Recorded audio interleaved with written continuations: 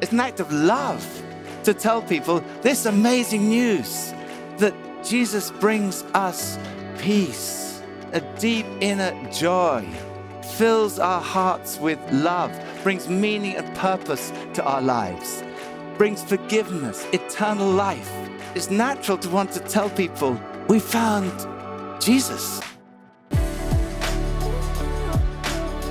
And just what difference would you say Jesus has made to your life? Man, if I wouldn't have given him the recognition of being the one to control my sobriety and everything, I'd still be on the streets, I believe.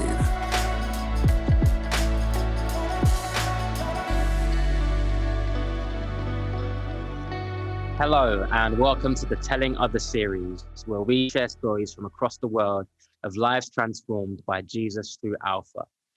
My name is Isaac Borquay, or you might know me as the rapper Governor B. In our previous episode, we heard from Nicky Gumbel, who set the scene for this series on the power of telling others your personal story. In this episode, Nicky speaks with Justin from Texas about his experience with Jesus and connecting with a local community of people God is using to help restore lives. Let's take a look. Hi, Justin. How are you doing, Nicky? Oh, lovely to meet you. Likewise. Where are you? I am at my church in Houston right now.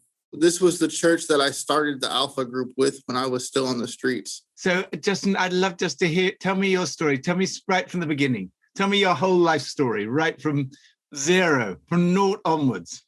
Okay, well, I was born in the state of Maryland. Okay. And didn't know my father. My mother said he only showed up the day I was born, and she's never even seen him since again. Okay. She remarried for the first time, and the first marriage, it didn't work too well, so she left him. Oh, no. When I was about 5 or 6, she remarried again. He's a good guy. I didn't treat him as such when I was younger, so I was a bit rebellious and everything, and so we really clashed a lot because I didn't know him. I already had bad experiences with the whole father figure thing, and Yeah. so I ended up running away from home a lot and doing my own thing. Started doing drugs and stuff. Moved away and ended up on the west coast of the States and being homeless on purpose, going out there to be homeless and try to start over, but just getting on heavier and harder drugs and being more stupid, to be blatant about it, and in and out of jail for a lot of stuff. And then I had a friend down for drugs, was it? Was in jail for drugs, or because I was on drugs, I would be getting in fights and stuff, and that's what I would get arrested for, would be for the fighting and everything. I can look back on it and see that, the areas I was in were terrible. The stuff that I was going through was pretty bad and everything. But, at the time being, it really didn't even bother me. I didn't even recognize most of it because I was just in search of that next high. Altogether, I did about 3 years locked up. I just got out right before COVID hit. I got out in October 3rd of 2019. Okay. When I got out, I didn't have nothing to go to, and I didn't want to go back to that area. So I went out to Houston, and of course, I'm back on the streets again. The second day of being out in that new neighborhood, I ran into somebody from this church that was going around evangelizing in the mall and stuff just to pray for people and everything. And they prayed for us. We talked with them for about an hour and a half. He took us into the food court, got us some food, and he handed me this little card for an Alpha meeting. And I'm the kind of person when I've got my book bag with me when I'm on the streets. So like every week or two, I'll go through my book bag and get rid of stuff I don't need and keep it organized and everything. And I clearly remember every time I would go through my book bag, I would come across that card and it would go into my trash pile. Every time I went through my bag, like somehow it never got thrown away though. So like I'm still pulling it out and putting it in the trash, and it's still there. This is the book bag. That's what you carried around with you. Yeah, I mean, it's falling apart, as you can see. There's holes and stuff in it. And it looks like mine, actually. Mine looks exactly like that. The time for Alpha finally comes around for the meeting to start. And I called the guy his name was Ron. I started attending all the meetings because the first meeting was the only one that was in person at first. Okay. And then all the social distancing enforcements came into play and everything. So we were just doing it on Zoom after that. You do that on your phone, on an iPhone? Yeah. No, I had some little Cricket phone. You know, it wasn't the best quality or anything, but I mean, I could still hear people and stuff. And so I would get like that. And then after a couple meetings, Ron came. It had been raining for a couple days straight, like nonstop rain. And he texted me one morning. He said, "So what are you doing right now?" I said, "Well, I'm trying to stay dry." And he said, "Well, where are you at?" I said, I'm underneath the Star Furniture building right now where it's dry and everything. And, you know, don't get bothered right there. And so, "Well, I'll be there in half an hour to pick you up." He said, "You're going to come stay with me for a month." He actually brought me into his house and everything. Wow.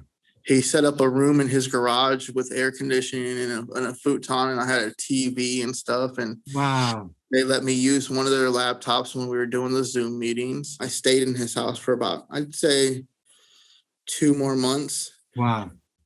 About a month after there, I got a job offer from somebody at this church too. I had put in a prayer request at the church before, saying that, you know, I was looking for a job and everything. This guy calls me up. He said, "Hey man, somebody told me about a prayer request that you have and everything. I was wondering if you wanted to come work for me." And so I became his first full-time employee. Wow. What was the job you were doing? It's shrink wrapping. Okay.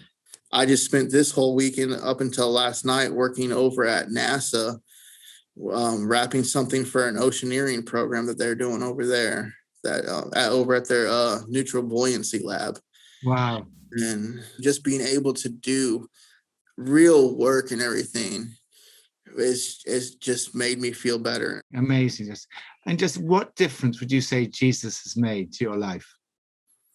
Man, if I wouldn't have given him the recognition of being the one to control my sobriety and everything, I'd still be on the streets, I believe. I remember looking up one night. I don't know if I was talking to God. I was just like, I just know that I kind of looked up in the air a little bit, and I was just like, I can't do this anymore. You know, I need to stop. I need something to help me to stop. And I got up in the morning and I didn't want to use anymore. I didn't even want to be in that area of town anymore. I moved, and I've been sober ever since that day. And what would you say to someone who, like, if you were talking to yourself a year ago or 18 months ago, and you want to encourage them to sort of do Alpha, what would you say to them?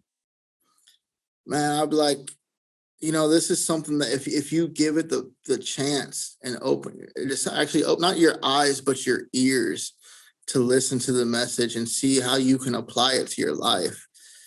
And, you know, because where you're at right now, I mean, you're getting by and everything, but, you know, I was there once. I was right there on these same streets with you.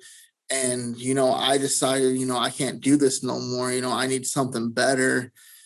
And then Alpha comes along and I start listening to these programs, and it's not necessarily just the course. It's also the people that you go through the course with.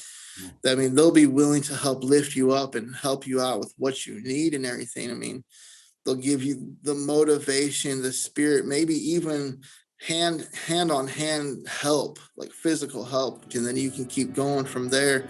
Just stay with the Lord. Thank you so much for joining us. What an incredible story. If this episode was inspiring, please subscribe to Alpha's YouTube channel and share this link with others. And if you have or know a powerful Alpha story, then please email us at globalstories@alpha.org. Join us next time to hear more stories from across the globe of Jesus transforming lives through Alpha. Peace.